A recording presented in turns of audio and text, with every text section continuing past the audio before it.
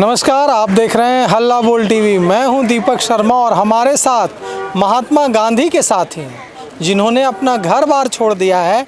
और देखिए, इनके हाथों में तिरंगा झंडा है। तिरंगा झंडा लेकर निकल गए हैं किस बात के लिए?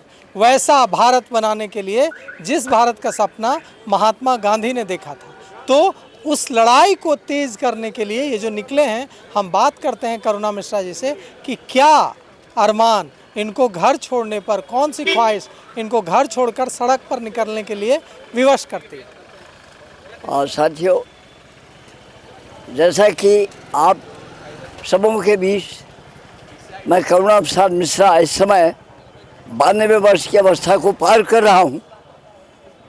मैंने हिंदुस्तान की उस परिस्थिति को देखा कि जो 1947 की 14 अगस्त को देख करके 15 को देखा होगा, वो जुनून और वो जज्बा। आप महात्मा गांधी के साथ कब थे?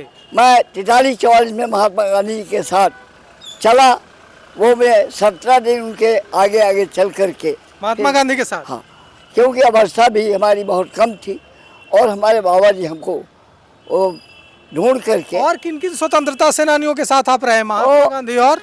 नहीं, ऐसा स्थिति नहीं थी। मैं एक अंतिम पंक्ति का व्यक्ति हूँ। मैं एक किसान का बेटा हूँ, किसान हूँ मैं।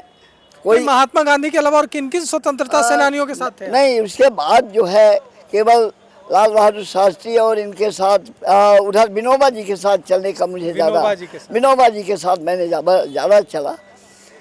तो मतलब महात्मा गांधी, लाल बहादुर शास्त्री और विनोबा भावे, नेहरू जी के बीच में, ये सब के बीच में रहा। नेहरू जी के साथ भी रहे? हाँ, 61 में नेहरू जी मेरे कंधे पे हाथ रख करके चले। हमारे अच्छा, आपके कंधे पर हाथ रख? हाँ, उन्होंने कंधे पे हाथ रखा। हमारे यहाँ एक ग्रहण बांध है, उसका उन्होंने 57 में शिलान्यास किया और 61 में उसका लोकार्पण। उस समय मैं गया उनसे मिलने के लिए, तो बड़े सरलता से मिलते थे, इसमें कोई। तो इस तरह से आप एक बात बताइए करुणा मिश्रा जी, कि जो भारत बनाने का सपना महात्मा गांधी का था, उस भारत में क्या कमी दिख रही है आपको, जो जिसने आपको सड़क पर आने के लिए विवश कर दिया? आज की इस परिस्थिति में, जब मैंने सन 2013 में प्रयागराज में मैंने आज जो तत्कालीन प्रधानमंत्री हमारे नरेंद्र मोदी जी हैं, उन्होंने अपने वक्तव्य में सारे सभा में उन्होंने ये कहा था कि मैं कांग्रेस मुक्त भारत बनाऊंगा। ये शायद आप सबको मालूम होगा। उस दिनों मैं वहाँ बैठा था और मेरे दिमाग में ये बात चटक गई, क्योंकि मैंने सन 47 के 14 अगस्त को देखा और फिर 15 अगस्त को देखा।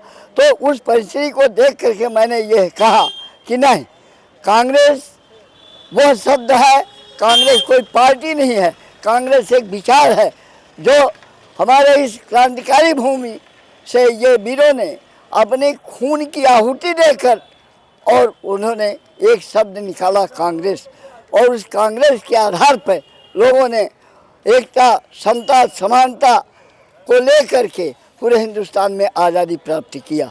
हम चाहे जिस कौम के रहे हों, वहाँ कोई भेदभाव नहीं था।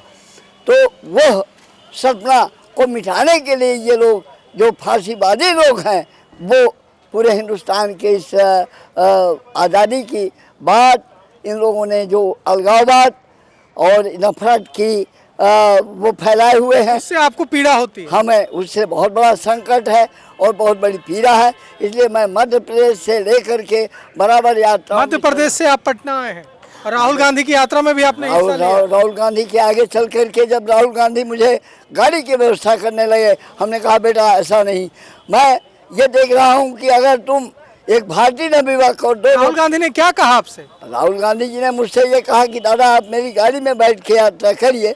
मैंने उनको बता दिया कि बेटा आप यात्रा नहीं कर रहे हो, आपको इस हिंदुस्तान की वह वेदना, क्योंकि आप 2 प्रधानमंत्रियों की गोदी में खेले हो, और आप अगर कन्याकुमारी से कश्मीर पैदल तो आपने मना कर दिया गाड़ी के लिए? हाँ।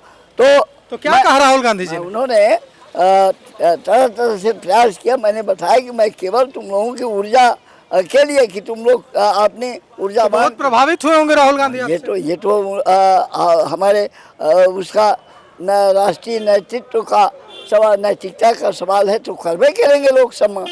तो सुना आपने करुणा मिश्रा जी को, इन्होंने राहुल गांधी की यात्रा में भागीदारी की, हिस्सेदारी की और राहुल गांधी ने इनको ऑफ़र किया अपनी गाड़ी कि मेरी गाड़ी में बैठिए, लेकिन इन्होंने कहा कि मेरे बाल भले ही सफ़ेद हों लेकिन मेरी ऊर्जा छिन्न नहीं हुई है और मेरी हड्डियां भले ही बूढ़ी हों लेकिन मेरे इरादे कमज़ोर नहीं हुए हैं। और इन्होंने इनकार कर दिया राहुल गांधी से गाड़ी लेने से और पैदल चलते रहे और आज भी बिहार की सड़कों पर पैदल चल रहे हैं और बिहार की जनता को जगाने की कोशिश कर रहे हैं। शुक्रिया।